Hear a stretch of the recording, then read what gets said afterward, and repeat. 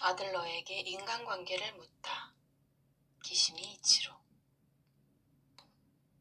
누군가를 돕고 싶다면 먼저 자신이 냉정해져야 한다. 그래야 자신이 할 수 있는 일과 하지 못하는 일을 분간할 수 있다. 공부를 하지 않는 아이에게 공부해 라고 말하는 경우, 공부를 하고 안 하고는 아이의 과제이니 아이가 공부를 하지 않더라도 부모가 할 수 있는 일은 아무것도 없다.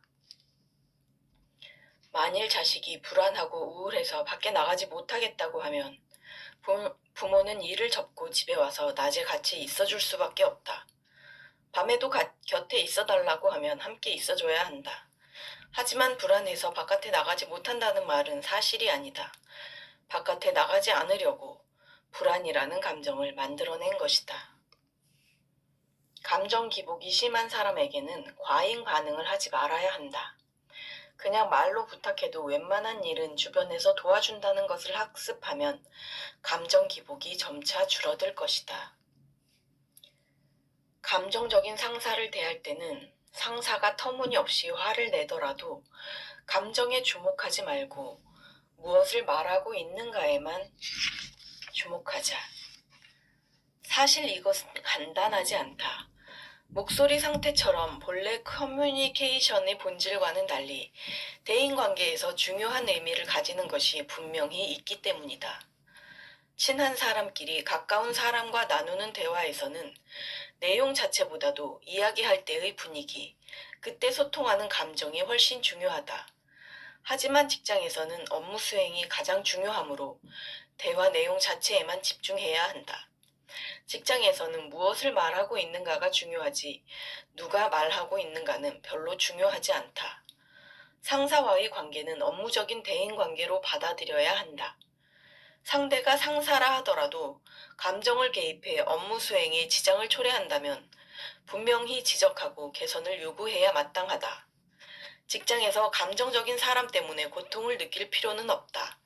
일단 자신이 느끼는 고통은 잠시 옆에 두고 업무만을 문제시한다. 업무에 관한 지적이 정당하다면 순순히 받아들이고 만약 정당하지 않고 착오가 있다면 반론해도 좋다. 감정적이라서 업무 수행에 방해가 된다고 지적을 할라치면 그것을 몹시 불쾌하게 생각하는 상사나 동료가 있다. 업무에 관한 지적인데 이것을 인격 모독으로 간주한다. 이런 경우에는 상사의 기분을 상하게 하여 미움을 살 수도 있다. 제대로 된 상사라면 부하 직원이 지적하더라도 그 지적이 정당하면 이성적으로 생각해서 받아들일 것이다. 물론 부하 직원이 실수를 하기도 한다. 당연히 상사가 주의를 시킬 테지만 그것은 어디까지나 업무에 관한 주의일 뿐 인격을 비난하는 것은 아니다. 다만 충분히 이해하고 들어도 이치에 맞지 않는 지적이라면 반박해도 상관없다. 상사의 변덕스러운 감정에 주목하지 말고 평범하게 대해보라. 언젠가는 그 상사 앞에서 애쓰지 않고 평소대로 행동해도 아무렇지 않게 될 수 있다. 하지만 이것은 어디까지나 결과일 뿐이지 상대가 변화하기를 기대하기는 어렵다. 상사가 권위를 휘두르며 감정으로 부하 직원을 지배하려고 해도 궁극적으로 상사를 바꿀 수는 없다. 홍수가 나도 비와 맞붙어 싸울 수 없는 것처럼 말이다. 나갈 일이 있으면 우산을 쓰고 걷기 어려울 만큼 비가 내릴 때는 차를 타고 폭우가 쏟아지면 외출을 단념하고 집 안에 가만히 있으면 된다. 비가 올 때 우산을 챙겨 쓰듯 상사가 말하는 내용에만 주목해서 성대하면 된다.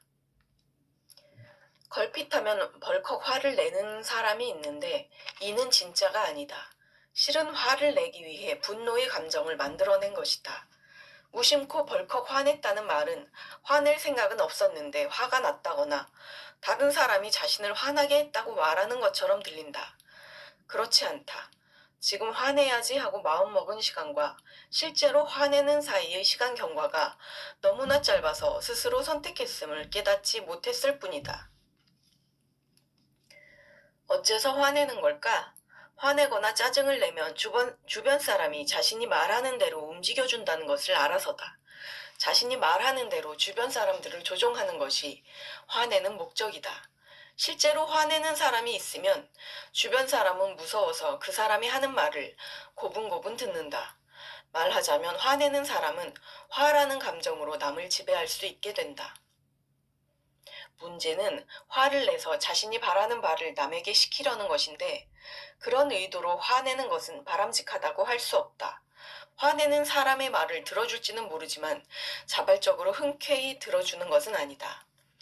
화가 사람과 사람을 갈라놓는 감정이라는 것은 이런 의미다. 화내는 사람은 화내는 것 말고는 다른 방법을 모른다. 화를 내서 싸움만 되고 자신이 원하는 대로 되지 않았다면 괜한 에너지를 쓴 것이다.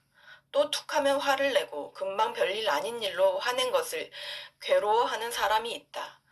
화만 내는 자신 때문에 힘들어한다. 자신이 화를 잘 낸다고 말하는 사람은 그 말투에서부터 스스로 화를 제어할 수 없다고 인정한다. 하물며 항상 화를 내는 것도 아니고 이 사람 저 사람 가리지 않고 화를 내는 것도 아니다. 화는 대인관계에서 필요에 따라 특정 상대를 향해 만들어낸 감정이다.